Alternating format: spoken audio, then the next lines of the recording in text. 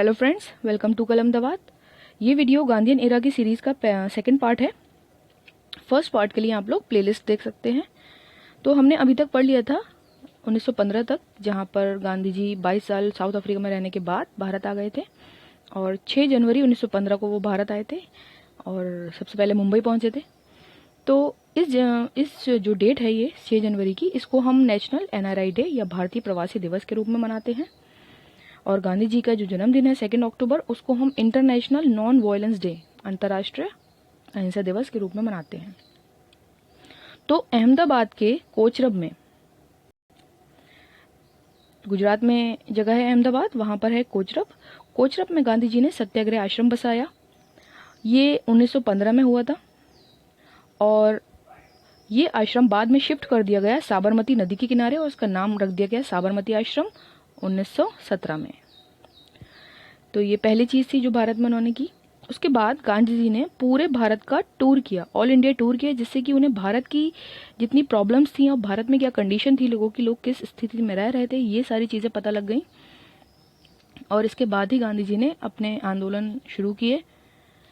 इससे जब अभी तक गांधी जी कहना चाहिए एक्टिव पॉलिटिक्स में इन्वॉल्व नहीं हुए थे और ये स्पीच डिलीवर की थी गांधी जी ने 1916 में बनारस हिंदू यूनिवर्सिटी, जो कि बनाई गई थी मदन मोहन मालवीय द्वारा। ये यूनिवर्सिटी बनी थी 1916 में 4 फरवरी। तो डेट याद रखिएगा, Banaras Hindu university established in 1916। और अभी तक गांधी जी पॉलिटिक्स में बिल्कुल भी इन्वॉल्व नहीं है। हालांकि उन्होंने अटेंड किया था लखनऊ का एक सेशन, जो कि इंडियन नेशनल कांग्रेस का था। ये सेशन हुआ था 24 से 30 दिसंबर तक 1916 में और यहीं पर इनकी मुलाकात हुई थी राजकुमार शुक्ला से। राजकुमार शुक्ला एक किसान थे बिहार के, जो वहाँ की प्रॉब्लम से बहुत अच्छे से अवगत थे और उन्होंने गांधी जी को चंपारण में जो किसानों के साथ हो रहा था नील की खेती को लेकर, वो सब गांधी जी को बताया और उन्हें कहा कि आप चंपारण आएं और वहाँ के लोगों की मदद करें। चंपारण में क्या चल रहा था देखिए, यहाँ के किसानों से नील की खेती करवाई जाती थी और कानून बना दिया था कि आपको तिनखटिया पद्धति फॉलो करना होगी। तिनखटिया जो उनका कॉन्सेप्ट था वो ये था कि 3/20 भाग पे अपनी जमीन का इतने हिस्से पर आपको नील की उगाई करना ही पड़ेगी किसी भी हाल में। तो शुरू में तो ये सब ठीक चला बिल्कुल, क्योंकि किसान नील उगाते थे और उसका पैसा उन्हें प्रॉपर मिलता रहता था। लेकिन इंटरनेशनल मार्केट में, यूरोप में क्या हुआ, जर्मनी ने एक ऐसा नील इजाद कर लिया, एक ऐसा इन्वेंशन कर दिया जिससे नील वो आर्टिफिशियली बनाने लगे और वो नील इस वाले नील से कहीं ज्यादा बेहतरीन था क्वालिटी वाइज।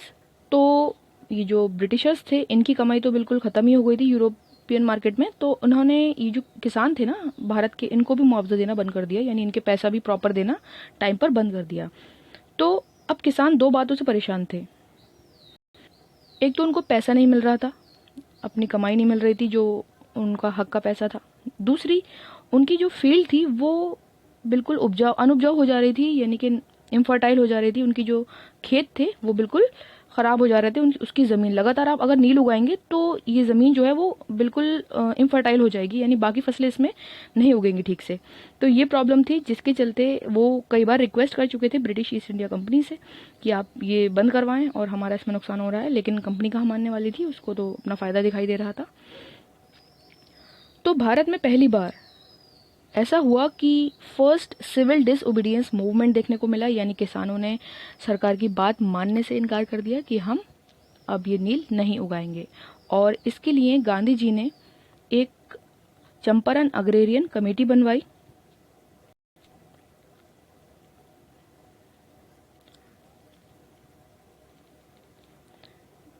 अग्रेरियन कमेटी, इस कमेटी में 4 सदस्य होते थे, भूलाभाई देसाई, राजेंद्र प्रसाद, नरहरि पारिक और महादेव देसाई। तो ये 4 लोग थे। इन चारों ने मिलकर ये पूरा के स्टडी किया और इसके बाद गवर्नमेंट से रिक्वेस्ट किया कि आप इन लोगों का या तो मुआवजा वापस करें या फिर इनसे नील की खेती करवाना बंद करा दें। तो ये एक अपनी तरह का पहला डिसओबीडियंस मूवमेंट था, भारत में एक आंदोलन था। अंग्रेजों ने भी सोचा कि नील वैसे भी विदेशी मार्केट में तो हमारा फेल ही हो गया है, तो क्या फ़ायदा, इसका क्रेडिट भी नहीं दे दो। उन्होंने किया कि भाई हम गांधी जी की बात मानते हैं और इनको इनकी मुआवजे का 25% दे देते हैं। ये पहली बार था भारत में कि ब्रिटिशर्स ने कुछ दिया हो भारतीयों को, अभी तक उन्होंने सिर्फ लूटा ही था। तो ये एक बहुत बड़ी जीत थी भारतीयों के लिए, और इस जीत ने ही बाकी भारतीयों को भी प्रेरित किया कि वो भी अपने हक के लिए लड़े। तो हमें ये याद रखना है, हमारे कई क्वेश्चन बन जाते हैं यहाँ से कि 1917 में हुआ था पहली बार चंपारण सत्याग्रह।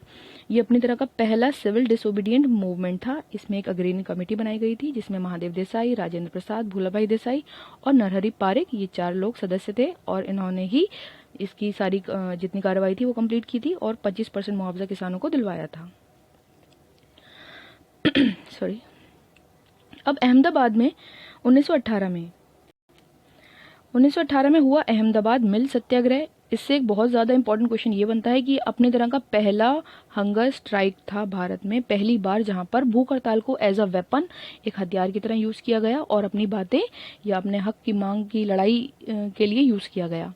इसमें हुआ क्या था, अहमदाबाद में देखिए प्लेग फैला हुआ था, जैसे आजकल कोरोना है, उस ज़माने में प्लेग फैला था बहुत बुरे तरीके से और लोग मर रहे थे। अकेले एक अहमदाबाद में ही बहुत ज़्यादा ही इसकी परेशानी नहीं थी, बल्कि पूरे भारत में ही थी। तो लोग जब परेशान थे तो अहमदाबाद मिल के मालिकों ने जब उन्हें लालच दिया कि आप हमारे यहाँ जॉब करिए, हम आपको सैलरी के साथ साथ बोनस भी देंगे, तो लोग कैसे मना कर पाते, और उन्होंने वहाँ नौकरी कर ली। लेकिन लास्ट में उन्हें क्या मिला, धोखा, कि उन्हें बोनस बिल्कुल भी नहीं दिया गया, 0%। इस बात से खफा होकर, इस बात से नाराज होकर उन लोगों ने आंदोलन करने की सोची, और ये अपनी तरह का भारत का पहला एक हंगर स्ट्राइक था जिसमें एक मूवमेंट एक देखने को मिला।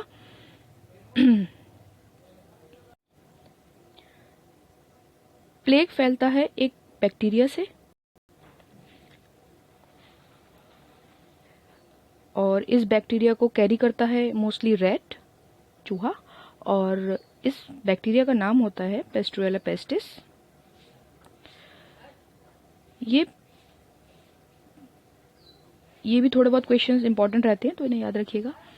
और इस आंदोलन में 2 नाम और पूछे जाते हैं अक्सर, वो थे 2 प्लेग कमिश्नर जो लोगों का इलाज करने के बहाने उनके साथ गलत किया करते थे, स्पेशली महिलाओं के साथ। तो ये रैंड और अर्मस्ट थे जो उन्हें एक मतलब फर्जी दवा देके उनको मॉलेस्ट करते थे। तो ये बात जो थी वो सबको मालूम पड़ गई कि ये इस तरीके के ऑफिसर्स हैं, और भारत में इनके खिलाफ काफ़ी रोष हो गया। तो चापेकर बंधु कहे जाते हैं, ये वैसे 3 भाई थे, लेकिन दामोदर और बालकृष्ण चापेकर ने मिलकर इनकी हत्या कर दी, और तीसरे थे वासुदेव चापेकर। तो प्लेग कमिश्नर रैंड और अर्मस्ट की हत्या किसने की, चापेकर बंधुओं ने, और जिनके नाम है दामोदर और बालकृष्ण चापेकर। तो ये क्वेश्चन एक इंपॉर्टेंट रहता है, इसलिए इसको ऐड कर दिया है मैंने। इसके बाद हम बात करते हैं खेड़ा सत्याग्रह या नॉन कोऑपरेशन मूवमेंट, जो भारत में पहली बार दिखा। खेड़ा सत्याग्रह में हुआ क्या था, ये खेड़ा जो है वो एक गुजरात में अहमदाबाद में एक जगह है। तो प्लेग जब पूरे गुजरात में था तो यहाँ भी था। यहाँ खेड़ा, अकेले खेड़ा में ही 17,000 लोगों की मौत हो गई थी प्लेग से, और इससे पहले ये लोग एक अकाल भी झेल चुके थे, सूखा झेल चुके थे। और यहाँ पर जो उस साल फसल हुई थी तंबाकू और कॉटन की, वो भी बहुत ज़्यादा ख़राब हो गई थी सूखे की वजह से। तो गवर्नमेंट का ये रूल था कि अगर आपकी फसल का 1/4 पार्ट नहीं उगता है तो आप कोई टैक्स नहीं देंगे, आपका टैक्स माफ़ है। लेकिन यहाँ पर हुआ क्या था कि फसल ना होने पर भी उन पे 23% टैक्स में और बढ़ोतरी कर दी गई ब्रिटिश गवर्नमेंट के द्वारा। तो यहाँ पर ये 23% की बढ़ोतरी कर दी गई, जबकि फसल का 1/4 हिस्सा भी वहाँ पर नहीं उगा था। अब शुरू होता है खेड़ा सत्याग्रह, यानी नॉन कॉपरेशन, यानी हम भारत की जो जनता है वो नॉन कॉपरेट करेगी अब ब्रिटिश गवर्नमेंट के साथ। जब बात पहुंची गांधी जी के पास तो उन्होंने भेजा सरदार वल्लभ भाई पटेल को।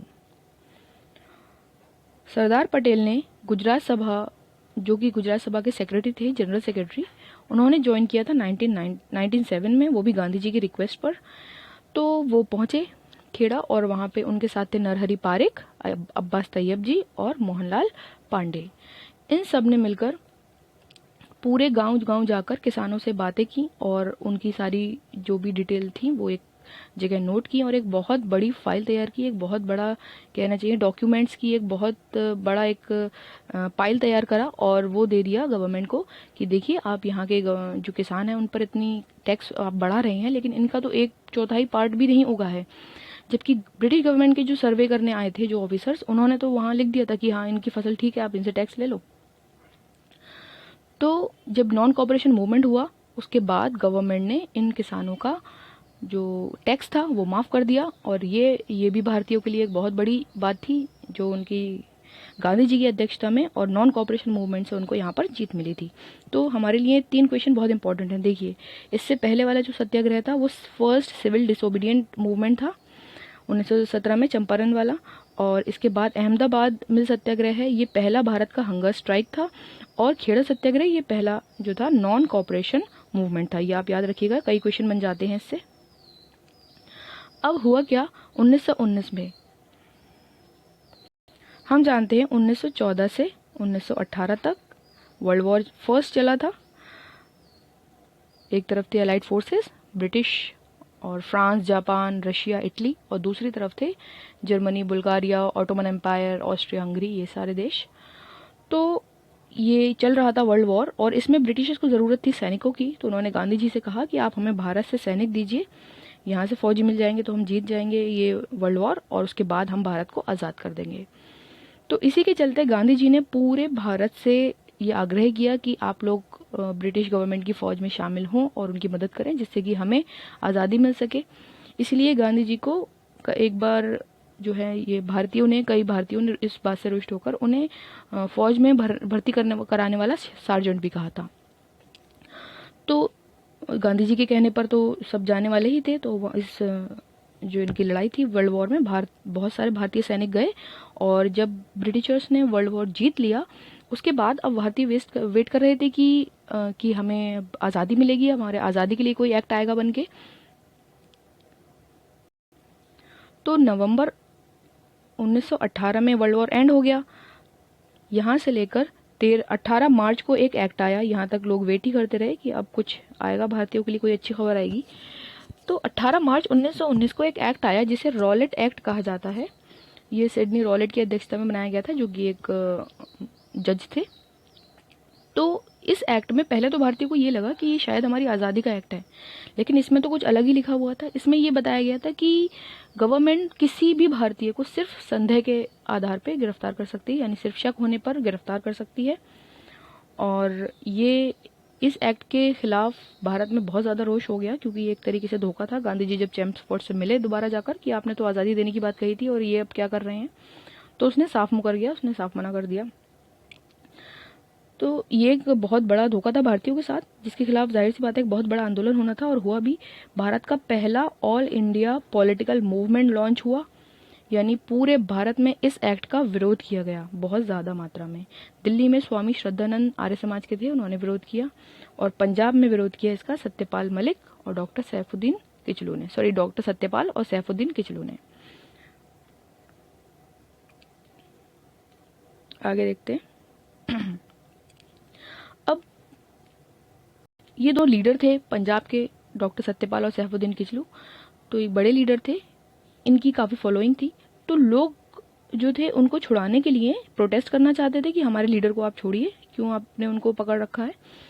और उसके इट जो प्रोटेस्ट था इसमें 20,000 लोग एक साथ इकट्ठा हुए कहाँ पर अमृतसर के जलियांवाला बाग में।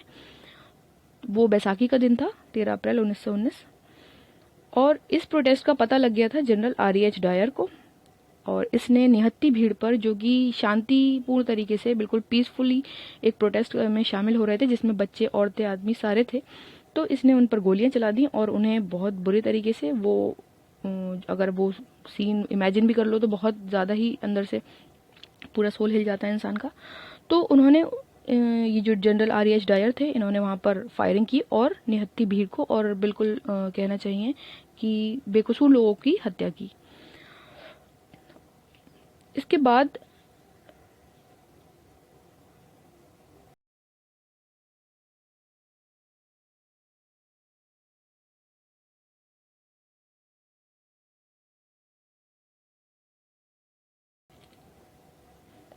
इसके बाद जांच कमेटियां बनाई गई, जिसमें एक कमेटी थी तहकीकात कमेटी, और की अध्यक्षता में बनी थी मदन मोहन मालवीय जी की। इस कमेटी ने ये बताया कि इस हत्याकांड में 1000 लोग मरे हैं और 3000 से ज़्यादा घायल हैं। और एक दूसरी कमेटी बनाई गई थी हंटर कमेटी, ये ब्रिटिशर्स की तरफ से थी। इस कमेटी ने कुछ और ही डेटा दिखाया कि 380 लोग मरे हैं और लगभग 1200 घायल हुए हैं। देखिए कितना डिफरेंस है दोनों डेटाज में। तो अब जब 20,000 लोग थे, जाहिर सी बात है इतने तो नहीं मरेंगे, उसमें से कुछ संख्या ज़्यादा ही होगी। इसके बाद गवर्नमेंट अपने बचाव का तरीका पहले ही ढूंढ लिया करती थी। क्या हुआ, एक बिल पास किया जिसे इंडेनिमिटी बिल कहा जाता था। इस बिल में यह लिखकर भेज दिया गया कि अंग्रेज ऑफिसर अगर किसी को गोली मार देता है तो सिर्फ उसकी नौकरी जाएगी और उसे फांसी नहीं होगी। तो ये एक बहुत बड़ा षड्यंत्र था भारतीयों के खिलाफ कि जिसने इतने लोगों की हत्या की है वो इंसान भी बिल्कुल साफ तरीके से बच गया, सिर्फ नौकरी गई उसकी। बदले में उसे बहुत सारी उपाधियां मिली। उसके जो को वर्कर्स थे उन्होंने अपनी आधी आधी सैलरी उसे दे दी, खुश होकर कि तुमने बहुत अच्छा काम किया है।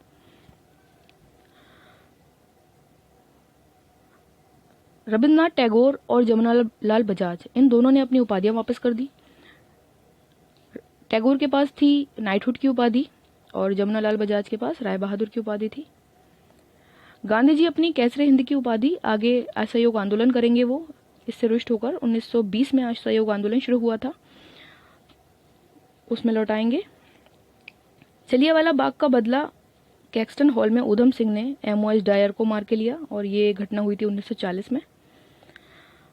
और आगे खिलाफत मूवमेंट है और असहयोग आंदोलन है, जिसके बारे में हम पढ़ेंगे अपने नेक्स्ट वीडियो में डिटेल में।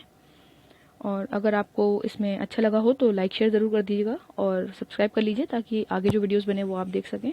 बाकी वीडियोस बहुत सारे अवेलेबल हैं प्लेलिस्ट में, आप देख सकते हैं वहाँ जाकर। और अगर सजेशंस हो आपके तो प्लीज़ कमेंट बॉक्स में ज़रूर लिखिएगा। Thank you and have a nice day. Study hard.